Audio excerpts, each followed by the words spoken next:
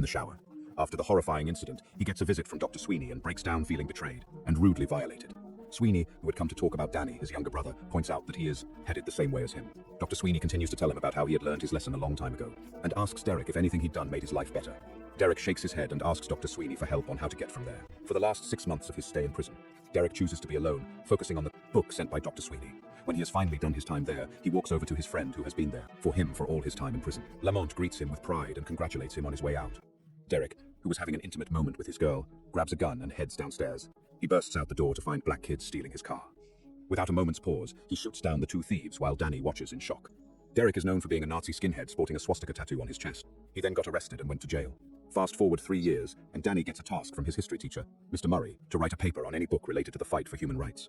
Knowing it will infuriate his teacher, Danny chooses to write about Adolf Hitler's mine, Kampf. His teacher goes to the principal and tries to have Danny expelled, but Principal Dr. Sweeney refuses, giving the reason that Danny still has hope in the school. Instead, he tells Danny that they will be meeting once a day, and he will now study history and current events with him in a class called American History X. He told Danny his first assignment is to write a paper about his brother Derek, a former leader of a neo-Nazi group.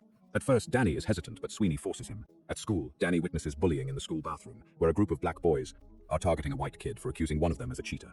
Danny emerges from one of the stalls and confronts the bullies by blowing smoke into one boy's face. They exchange harsh words, but as the bell rings for class, the bullies back down and leave. Danny encourages the other student to stand up for himself. Principal Sweeney arrives at the police station for a meeting with the officials. They discuss a man named Cameron Alexander, a former member of a white supremacist gang, known as the Doc, or Disciples of Christ, who Sweeney is certain the one behind the gangs.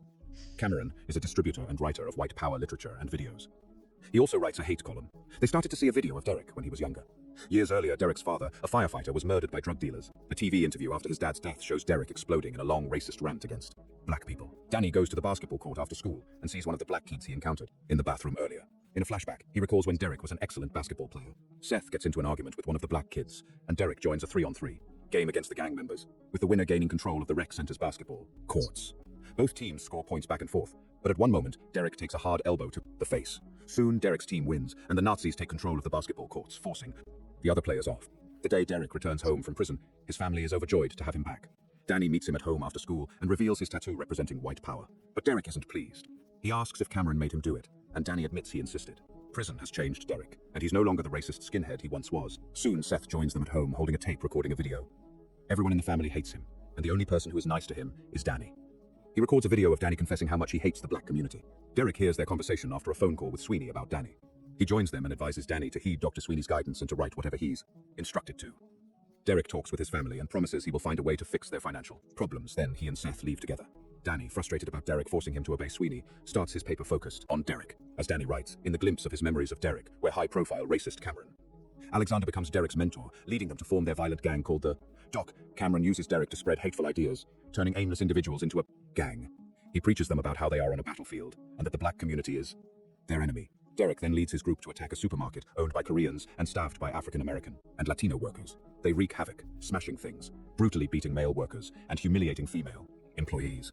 Danny remembers the time when his family had moved on from the heat of their traumas and recalls a discussion around a dining table with them.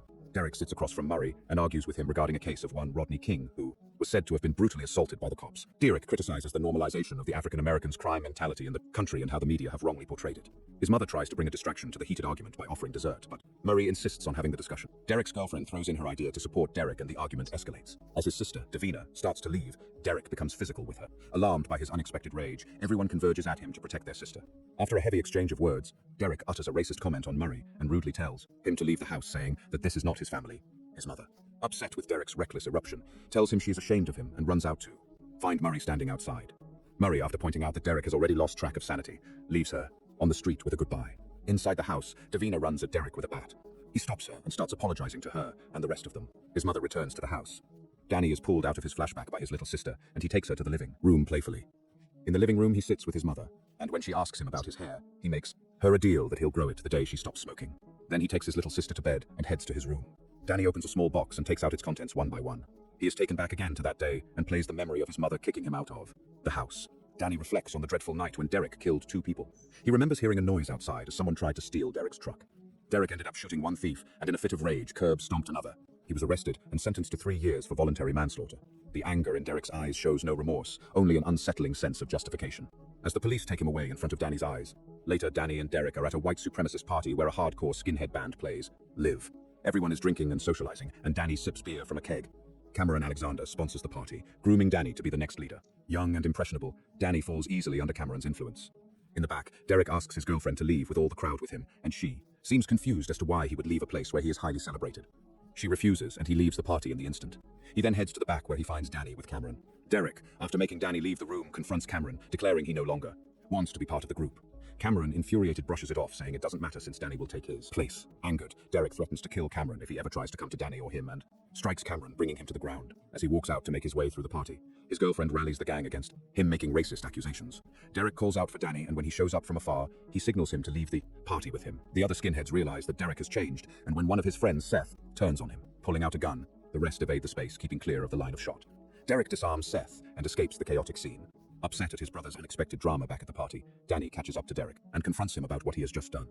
But Derek manages to calm him down and gets him to sit down for a talk.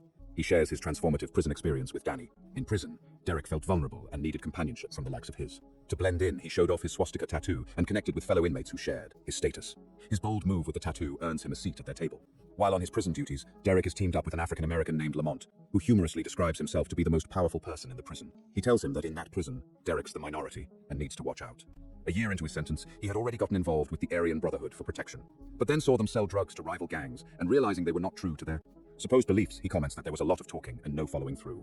He gets a visit from his mother, and though he despises visitations, he sits down and has a very emotional conversation which he angrily walks out while his mother is still sitting there. Derek continues working alongside Lamont, the African-American inmate serving time for assaulting a police officer. Initially, Derek wouldn't even talk to him, but over time, Lamont's perseverance breaks through Derek's barriers, leading to moments of laughter and friendship as they bond over basketball. He learns that the Brotherhood didn't believe in whatever they said they stood for, and so he grew disillusioned with the Aryan Brotherhood.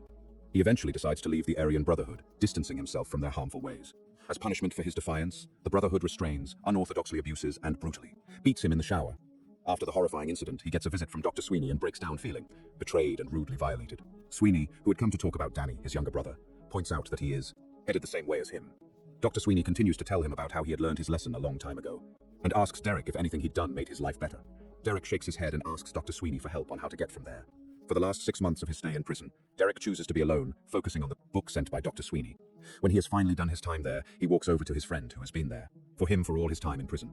Lamont greets him with pride and congratulates him on his way out. Derek is now a transformed individual, and he is leaving the prison expressing gratitude to Lamont for his support and promising him he'd soon be out of there too.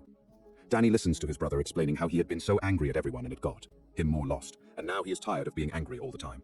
He also tells Danny that he is not telling him to do or not to do anything, but only so that he may understand. He tells him he respects and loves him like a brother and a best friend. They both go back home, and after tucking everyone in their beds, they go over to Danny's room, where they find all the posters and flags he hangs up and start taking them down. The next morning, Danny finishes writing his paper, reflecting on why he had once embraced Nazi values and understanding their deep flaws. Before heading to school for a meeting with his parole officer, Derek walks Danny there. At the coffee house, an officer shows up with Dr. Sweeney, and they have a proposition for him regarding his old crew.